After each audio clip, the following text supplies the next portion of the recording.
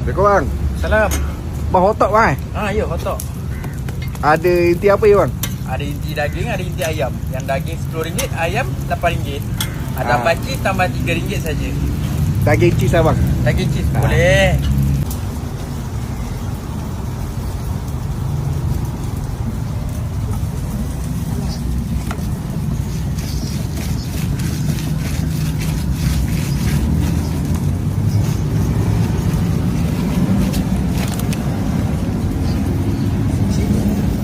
Mozzarella. Mozzarella. Itu masuk inti daging.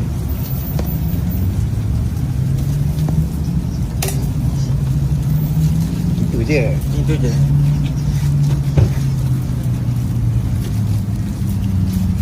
Okey, siap. Dan boleh masuk ke depan ni. Pergi kat style tu kan. Pergi kat style ada yang pakai semata, bukan pakai semata, tanya dia.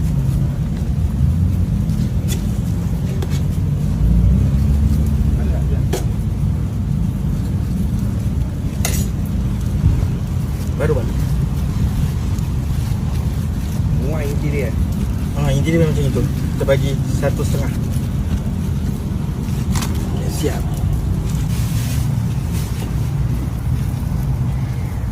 Siap. Ni kenapa kurang minyak bang? Biasa hotdog kau main banyak minyak. Sebab kalau ikutkan campur-campur duit Sarah tak cukup nak beli minyak banyak-banyak. Duit saya tak cukup. Tak cukup dah bang. Tuan tebal lah macam buku teks lah. Apa dia? Tebal lah macam buku teks. Dia tebal macam buku teks. Rasa macam mana nak cakap Rasa macam sedap lah bang. Macam ni dah siap lah. Ni daging cheese. Daging cheese bang.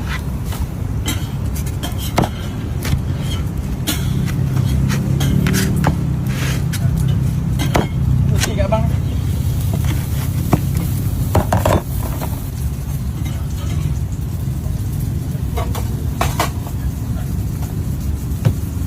Ini first kita tak gali sos. Thousand Island and sauce chili.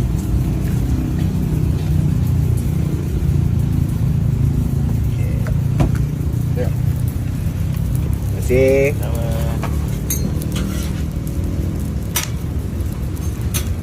Terima kasih. Abang, sini buka. Ya. Waktu operasi sana bang. Waktu operasi pukul 4, janji Melayu pukul 5.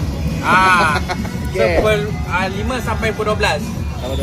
Hari-hari buka. Hari-hari buka kecuali hari Isnin. Hari Isnin kita cuti. Okey, baik bang. Okey, terima kasih. Assalamualaikum. Assalamualaikum. Salam.